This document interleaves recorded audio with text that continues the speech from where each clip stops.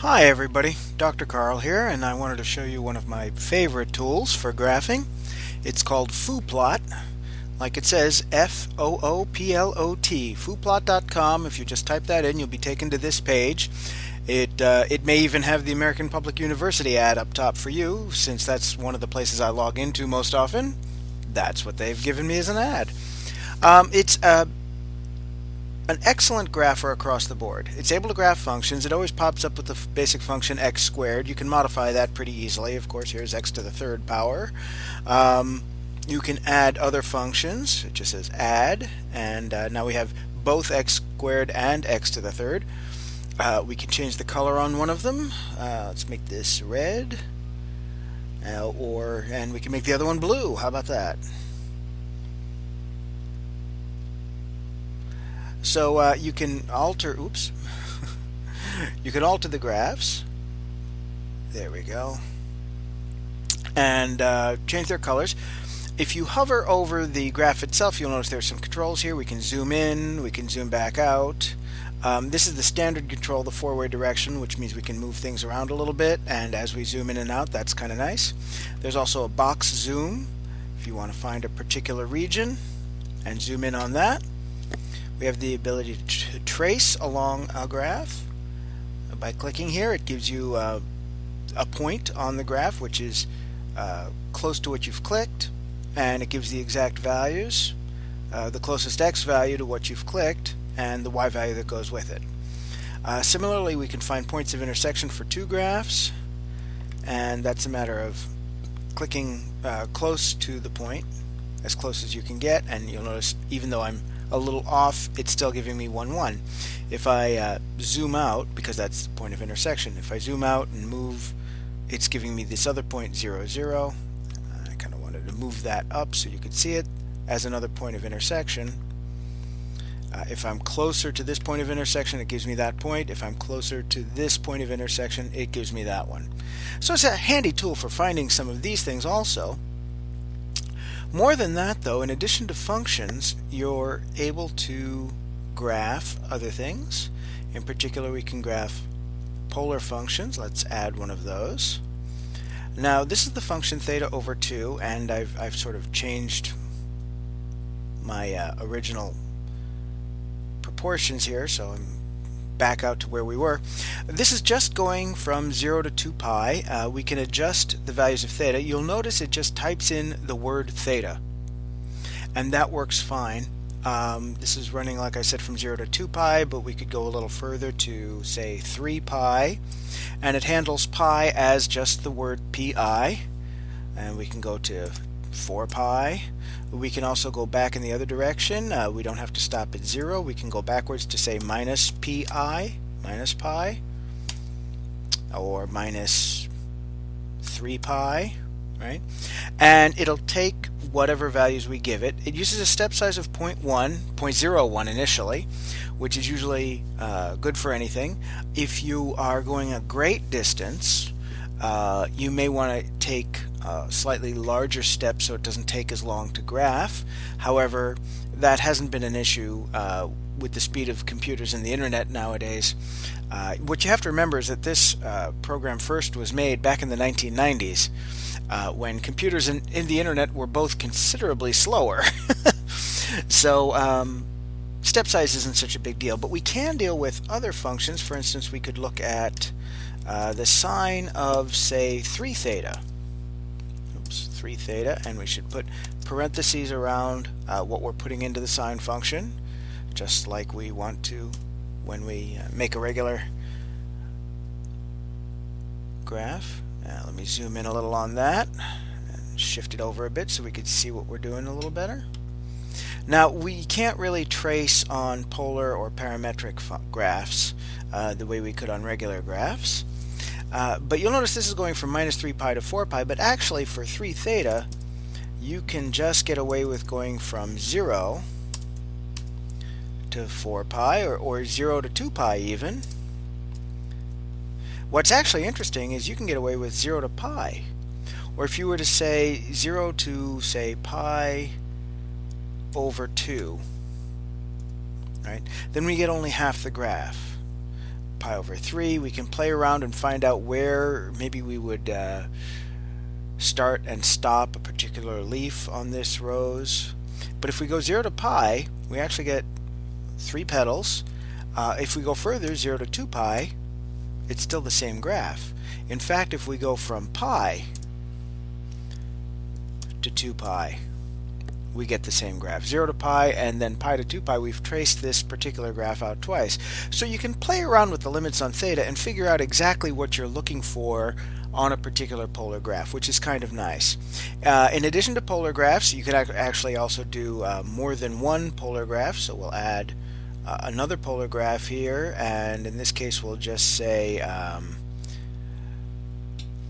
instead of theta over 2, let's say 1/2. So that's a small circle of radius 1/2, right? We'll make that one red. And we could try and figure out where these two things intersect. So we could say, when is sine of 3 theta equal to 1/2, and solve that out and check by finding the particular places on this graph. Now, in addition to polar graphs, we can also do parametric graphs. Let's add one of those. This is a little big there. Let me back off a little. There we go. So you'll notice that the parametric graphs use parameter s rather than t. Most books use t. However, there is an entire branch of mathematics that uses s as the parameter, and the gentleman who wrote this program used s, which is fine. It's not too hard to get used to. This is x is cosine 5s, y is sine 3s, running from 0 to 2 pi, and again this starts repeating at that point.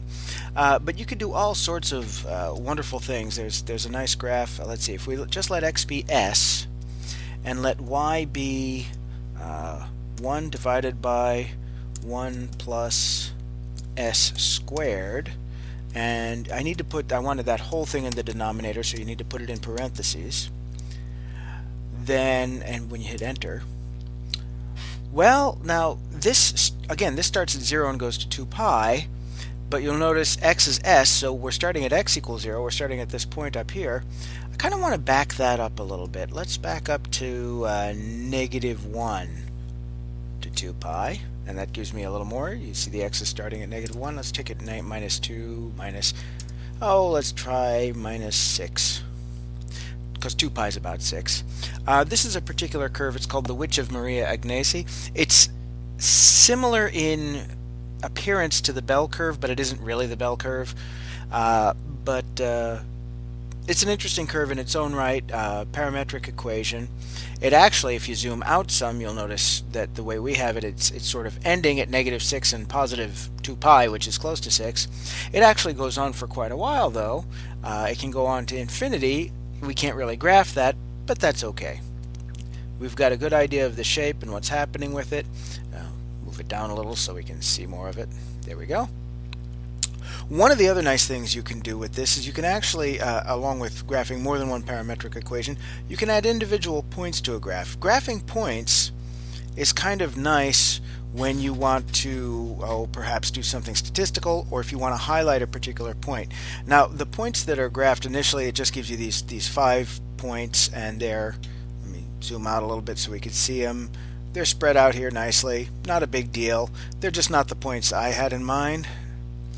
I'd like to highlight a point on this particular graph, so I'm just going to delete these, and you just have to type the points as ordered pairs. So I'm interested in the point 0, 1 on this graph and highlighting it, and when I hit enter, well, there it is. You don't need parentheses around the ordered pairs, but it's a nice way to highlight points on your particular graph, or just graph a bunch of data points if you need to do that. Now, one of the reasons I like this more than any other program is I don't have to take screenshots and crop them down. If you come down here, I can specify the size of the window in X and in Y. This little button squares things up for you, which is kind of nice. It makes the X and Y the same proportion. I can turn the grid on and off, turn the axes themselves on and off. I can get rid of the numbers if I don't want to specify the size of the graph I'm looking at, and the little tick marks. You can see them going on and off on the graph up above. I can even tell the grid how big to be. But my favorite part is export as. Now there are several variants here. We can do vector graphics, PostScript, which most of you probably don't know about anymore. Again, that's a tool from back in the 90s. PDF files, right? Everybody knows their Adobe PDF files. They're very handy. But I like exporting them as an image, a PNG image, Portable Network Graphics.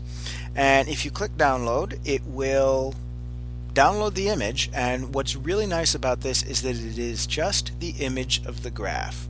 If you get the graph zoomed in the way you want it, the size you want it, and oh, this is going to come up with a little warning because Microsoft Office doesn't. Oh no, it does like me. Okay.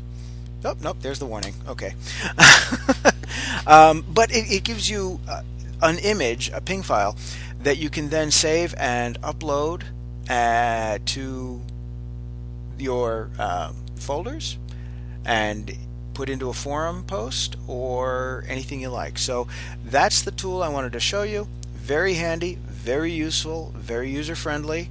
And I'm going to save this as, let's see, we'll stick it in Documents, PUS 227, Maria Agnesi. It'll be handy at some time. But now I've got that saved as an image file and I don't have to mess around with it. By the way, if you don't like the dimensions of a particular graph, you can change them slightly. If you there's a little tab. I actually didn't find this for over a year, but this little tab here on the corner will resize your graph, and if you click on it, it shows you the size is 650 by 400 pixels. That's the standard size it comes up with. But if you prefer it to be square, you could make it 400 by 400, or really almost any size. It's very, very flexible. You can bring it out even wider or shorter if you like. And that's handy for oddly shaped graphs where you need to, where it doesn't quite fit that standard size rectangle of 650 by 400 if you want something a little more square.